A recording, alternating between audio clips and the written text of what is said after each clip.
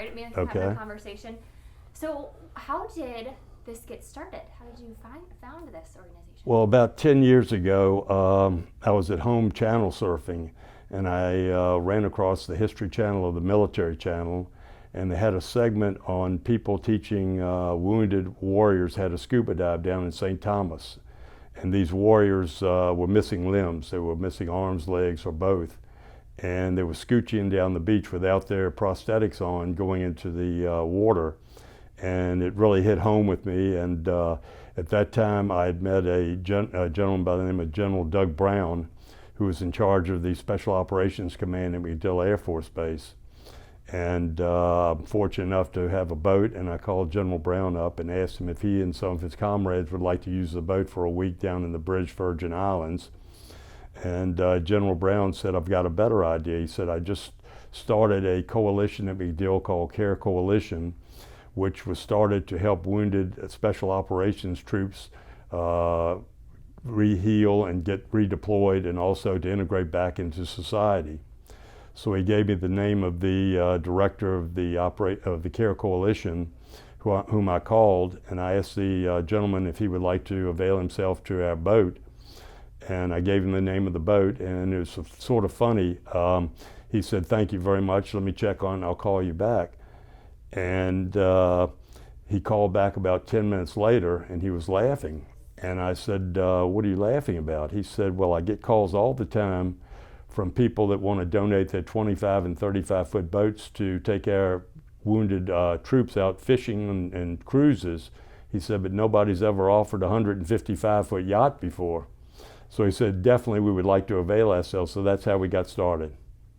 So how did it grow from there? Everything on that boat? Well, the first few retreats we had were on the boat down the British Virgin Islands. And with the first retreat, we had a counselor on board with 5 other couples. Their boat has 6 staterooms. And from there, it just developed, and I pursued other people to donate yachts and found one other person. But it really evolved when we started asking people for donated vacation homes. And so from one retreat about 10 years ago, in 2020, we'll have 45 to 50 week-long therapeutic retreats for these wounded Special Operations troops and their significant others. Now, where are all of these, some of these homes located? Are they all here in the Tampa Bay area or down in the islands? No, very few actually none are in the Tampa Bay area yet. They're all over the country. We're having a retreat in Bermuda in February, and in Hawaii in this first quarter. We've had retreats in Vail, Colorado, Aspen, Key West, Long Island, all over the country, and these are donated luxury vacation homes. We require that each home has a minimum of 5 bedrooms and 5 baths, because one of our retreat leaders goes on each retreat, and we want a minimum of 4 couples. Operation Healing Forces is very unique in probably 2 aspects. First of all, we're 100% significant other related, so their troop and their significant other goes on each retreat. And also my brother and I, we pick up all of the fundraising and administrative costs, so 100% of every dollar donated goes directly to the cause for these wounded Special Operations troops. Wow. And did you have family who served, or was this something you came across? Our father served. My brother and I did not serve. I guess we were lucky or unlucky enough to get 4F during the Vietnam years, but I've been very fortunate throughout my life, and I just felt it was time to give back to a very nice cause, which this is. How does that make you feel, Dave? Like, that makes me feel warm and fuzzy. Like, it's. Well, it's really a wonderful cause. Our participants have 2 things in common. They're all wounded mentally, physically, or both, and they're all Special Operations: the SEALs, the Green Berets, the Rangers, the MARSOCs, the Delta Forces. So they all of them have those 2 things in common when we send them on the retreats.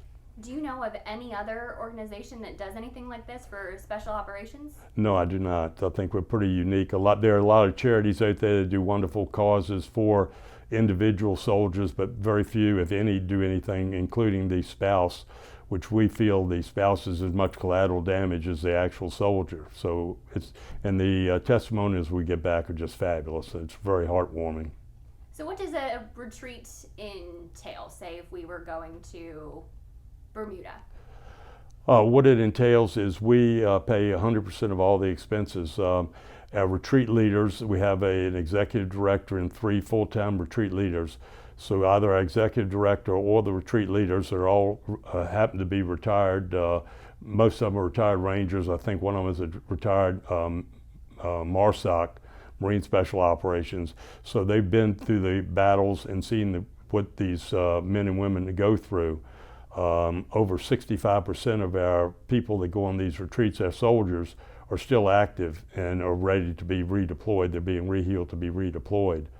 The normal retreat, we will send the couples all over the country. None of the couples know each other, and we try and mix them up where there may be a ranger with a SEAL, with a Marine Special Ops, so none of them know each other. They come from all over the country, and they spend a week of healing and bonding during these retreats, and talk to each other, because all of them have the same things in common. They just don't let it out. And during these retreats, they open up, and our retreat leaders can usually get them to open up and talk about their problems and what's going on.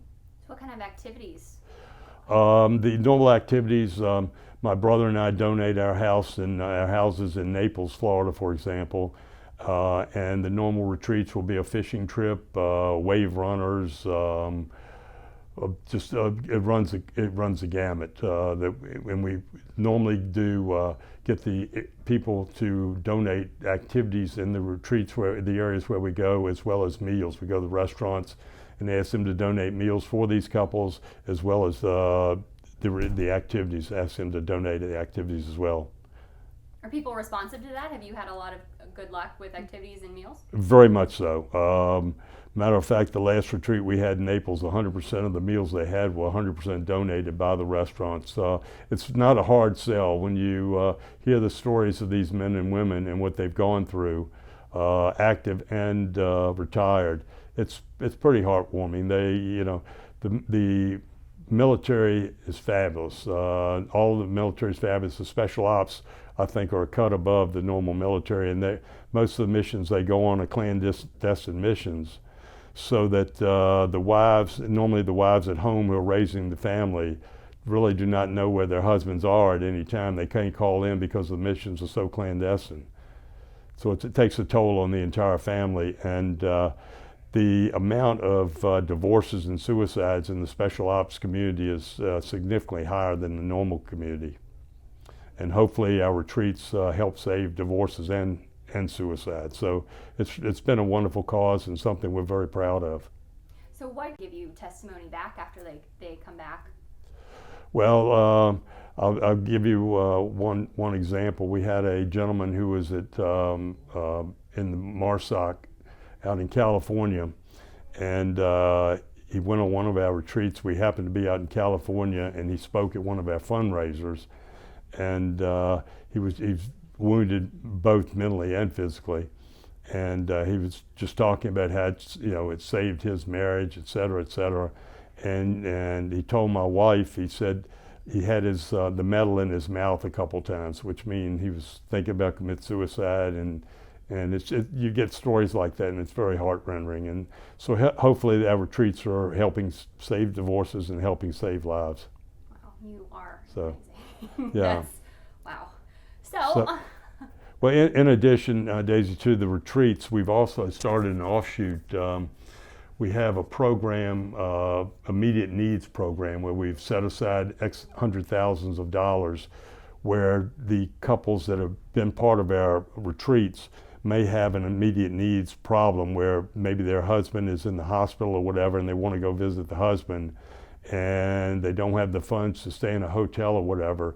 So the smaller immediate needs stuff, we help fund that as well. With the red tape through the government, it takes a long time to do it. We have the ability to do that immediately with our funds that we've set aside. In addition, we've also partnered with Merrill Lynch locally to help our veterans, our people on the past retreats, to do financial planning. We've also partnered with a law firm, a national law firm here called Foley and Lardner. Both firms are willing to do this pro bono to help them with their legal problems. So it's really turning into just more than the retreats. We're blossoming out to various branches that can help these couples. It's incredible. So if someone wanted to go on a retreat, is there an application process? Do you meet with them? Almost all of our applicants come from Care Coalition, which is based in McDill. And unfortunately, Care Coalition has over 15,000 members, which has been 15,000 wounded special operations troops. So we have unlimited resources, unfortunately, but they screen them and they send us a list of people to screen further for these retreats. So almost all of our referrals come from Care Coalition at McDill. Excellent. Is there anything else you would like to add? No, I just Gasparilla well, yeah, well, I tell you what, I can't tell you how honored I am to get this award. Well, not award, honor. And I am not a hero. I'm by far not a hero. The heroes are the men and women that protect our country and have protected our country and put their lives on the line every day. So it's just a real pleasure to be able to offer this service to them. And we're going to continue to grow it. As I said, this year we're going to do 45 to 50 retreats, weekly retreats. Next year we hope to expand it by 10% more. So it's just a wonderful cause that we've been involved in, and it's really taken off. And we appreciate all the people that have helped us financially and helped us with donated facilities. Now, if I, person here in Tampa, live in a studio apartment, can't give my home, and I want to help, how can I help out? There are a couple ways you can help. Obviously, monetarily is one, and one of our biggest needs are airline miles. We've partnered with Southwest Airlines, but that's our biggest single cost, is flying these couples all over the world, not all over the world, all over the country and into the Caribbean and stuff. So aside from cash, airline miles would be a significant donation to us. Fantastic. Anything else about your operation before I ask you a couple Gasparilla questions? Well, yeah, can you put that on hold a minute? Or? Sure. I'm trying to think. There's a gentleman that I would like to, Joe Collier and his, do you know Joe Collier? Mainsail. Yes. Yeah. I'd be remiss. So we have several local donors that have donated their houses throughout the country. And we've had a local company called Mainsail that has donated several weeks at their resort down in the British Virgin Islands, Scrub Island. So I'd be remiss if I did not acknowledge our local contributors. Excellent. So how are you feeling before your big honor on Saturday? Have Well, you been to Gasparilla? I've been to Gasparilla a few times. I happen to live in Pinellas, so I haven't been there many times, but I've got a lot of acquaintances and friends over here that are very much involved in Gasparilla. I'm very much looking forward to it, and as I said, I'm very honored to have received this recognition. You're going to be throwing beads? Are you excited? I'm excited. I'll do whatever. I understand. I'm looking forward to it. I've never been in the parade before, but I've had a boat in the flotilla, so this will be a new experience for me and looking very much forward to it. Is there anything else I forgot from you guys this side? I don't think so. I think that was perfect. So That was really great. I think I did mention, obviously, Chick-fil-A is Yes, you know, yep. I'm definitely going to mention that. bring Gary to us, so we're grateful for that. But other than that, we're just really happy to have you. Well, thank you very much. There is one humor, if you want to splice it in. Our first retreat we had, as I said, we had a counselor on board and 5 couples. And we knew nothing what was going to happen. The counselor knew nothing. We've got 5 couples, and the soldiers are wounded mentally, physically, and or both. So we had no clue what was going to transpire on our boat for this 1 week. So I called the captain after the first day just to check on him. And I said, how's everything going? And the captain says, well, everything's going great, but we got one problem. And I said, oh man. I said, yeah, we didn't know whether one of these guys was going to go off the air or something and start a fight, or we had no clue. So I said, what's the problem? I'm very concerned.